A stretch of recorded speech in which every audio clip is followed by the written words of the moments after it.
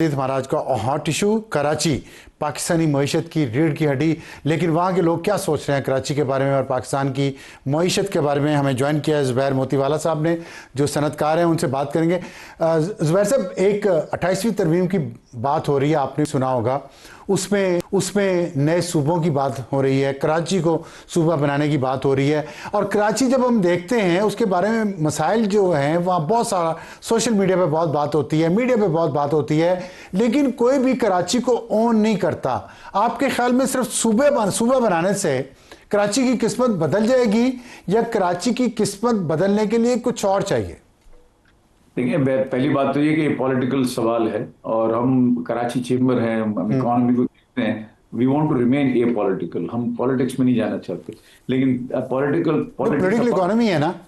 Comment तो जरूर करूंगा इस पे कि हम कराची के रहने वाले तो हैं, पॉलिटिक्स में नहीं जाते। जितना भी जो कुछ चल रहा है सूबे बनाने का, ये सब पॉलिटिकल है।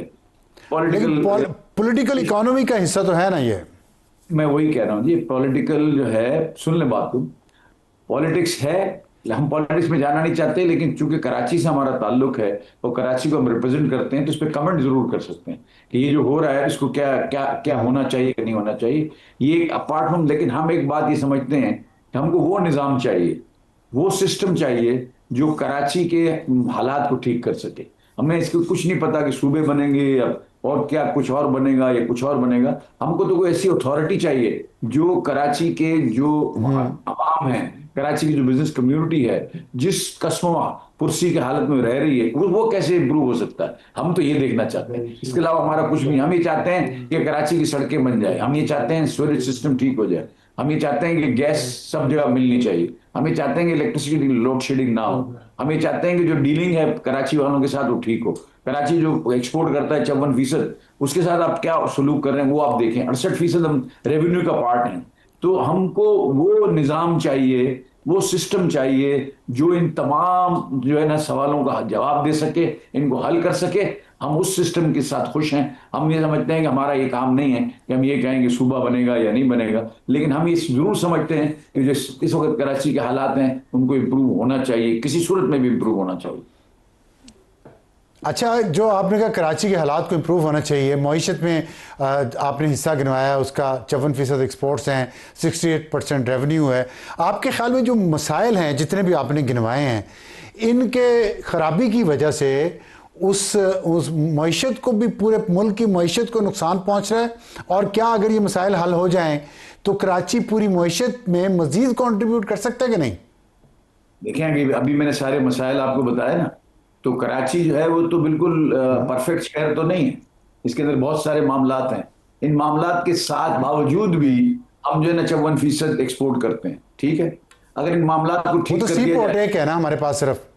नहीं, सी पोर्ट की वजह नहीं है, पूरा पाकिस्तान, बाकी का पाकिस्तान है, सब जगह मैन्युफैक्चरिंग है। सी पोर्ट तो इंपोर्ट और एक्सपोर्ट की एक जगह है। लाहौर का माल भी यहीं आता है और यहीं से दुनिया में जाता है, कोई ताल्लुक इससे नहीं है।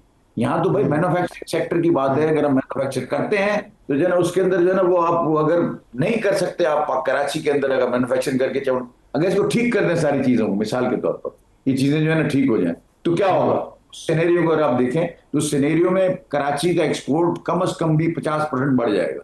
अभी जो 50% एक्सपोर्ट है वो पूरे पाकिस्तान का 25% है। तो आज हमको कितने रुपए से हम मार खा रहे हैं। ट्रेड अकाउंट को देखें आप, current account deficit, trade account deficit, वो तकरीबन जो है ना 6-7 बिलियन के करीब है। अगर हम ये 6-7 बिलियन कराची को ठीक करके बढ़ा सकते हैं तो उससे अच्छी और क्या बात कर सकते हो।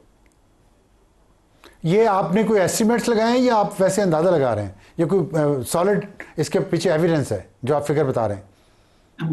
सारी जिंदगी निकल गई ये काम करते हुए ना, तो हमको पता है कि कहाँ क्या है, किसका एक्सपोर्ट कितना कम है, कितना वो बढ़ा सकता है, उसकी कैपेसिटी कितनी है, उसकी कैपेसिटी यूटिलाइजेशन कितनी है, एफिशिएंसी बेंचमार्क को मीट कर रहे हैं कि नहीं कर रहे हैं, दुनिया की मार्केट में इनकी लोगों की क्या डिमांड है, उन तमाम को आपका ज़ाहिर तजर्बा है, लेकिन सब लोगों का ऐसा तजर्बा नहीं जो मेरा ये प्रोग्राम देख रहे हैं। उनके लिए बताइएगा कि सड़कों के टूटने से, बिजली की कमी से या और जो वहाँ पे लॉ एंड ऑर्डर के इश्यूज हैं, उससे कैसे फ़र्क पड़ता है प्रोडक्टिविटी पे? ये तो मेरे ख्याल है कोई भी बता देगा आपको। जब लॉ एंड ऑर्डर नहीं होगा तो इन्वेस्टमेंट नहीं होगी, जब इन्वेस्टमेंट नहीं होगी तो एक्सपोर्ट कहाँ से बढ़ेगी, मैन्युफैक्चरिंग नहीं होगी। अगर सीवरेज सिस्टम और अगर रोड निजाम नहीं होगा तो आप मुझे बताएं, लॉजिस्टिक्स ही नहीं है तो हमारा फॉरेन बायर को हम लेके जब जाते हैं तो वहीं आने को तैयार नहीं होते। तो इन तमाम चीजों को अगर आप देखो तो ये तो कोई बात ही नहीं है ना जो आप बात कर रहे हैं। इन चीजों को ठीक करने से ही सारा फर्क पड़ता है, इसके अलावा कोई चीज नहीं है। ठीक है, तो आपने फरमाया पहले कि अथॉरिटी होनी चाहिए, हमें गरज नहीं कितने सूबे बनते हैं कितने नहीं बनते हैं, हमारा शहर ठीक होना चाहिए। तो ये बताइएगा अथॉरिटी से मुराद क्या है? देखिए मेयर आपके पास है, मुंतखब मेयर है, और चीफ मिनिस्टर आपके पास है, गवर्नर आपके शहर में है, रेंजर्स आपके पास है, पुलिस आपके पास है, तमाम इदारे आपके पास हैं, और कितनी अथॉरिटी चाहिए कराची को? तो अगर मेयर खुद मुंतखब किया है। नहीं, मैं आपसे सवाल करता हूँ, ये सारी चीजें हैं, फिर क्यों कराची इस तरह है? आप तो कराची को जानते हो ना, आप जवाब दे दो कि ये क्यों है। ये जितने आपने इदारे गिनवाए तो सारे मौजूद हैं, उसके बावजूद भी सारी चीज हो रही है। हाँ। तो जो इस वक्त बातें चल रही हैं कि कराची को यूं करेंगे, इस हिसाब से मैं आपको जवाब दे रहा हूं कि इससे बहुत बड़ा फर्क पड़ जाएगा पूरे पाकिस्तान की मईशत पे, कराची की टोटल हियरिंग उसके ऊपर भी सारा फर्क पड़ेगा, बहुत ज्यादा फर्क पड़ेगा। नहीं तो क्या करना चाहिए, मैं वही पूछ रहा हूँ ना। अथॉरिटी सही काम नहीं कर रही जो मैंने गिनवाई है, या और कोई वजह है? मेरी बात सुने, हम पूरा दिन मीडिया से टैकल करते हैं, आप मेरे मुंह में उंगली डलवा के बोलवाएंगे, मैं नहीं बोलूंगा भाई। तो आप जो है ना, हम वही बात कर रहे हैं कि कोई भी निजाम हो, कराची को ठीक करने वाला निजाम हमको सबसे ज्यादा पसंद है। नहीं कुछ सजेस्ट तो करें ना, आपको पसंद तो है निज़ाम, कुछ सजेस्ट तो करें। मैं आपको कोई उंगली में डाल के बुलवाने की कोशिश कर, मैं खुद बोल सकता हूं, लेकिन आप वहां रहते हैं, आपके स्टेक्स हैं, आप शहरी हैं, आपका वहां राइट ज्यादा है मुझसे। मेरी बात सुन लें भाई, मैं कराची को रिप्रेजेंट करता हूं, इसलिए मेरी जिम्मेदारी भी, ठीक है, जो मेरी जिम्मेदारी है तो उसके तहत ये भी जिम्मेदारी है किसी पॉलिटिकल बात में ना जाऊं। अभी ये पॉलिटिसाइज हुआ मामला है, इसमें नो कमेंट्स, में कोई कमेंट नहीं करूंगा।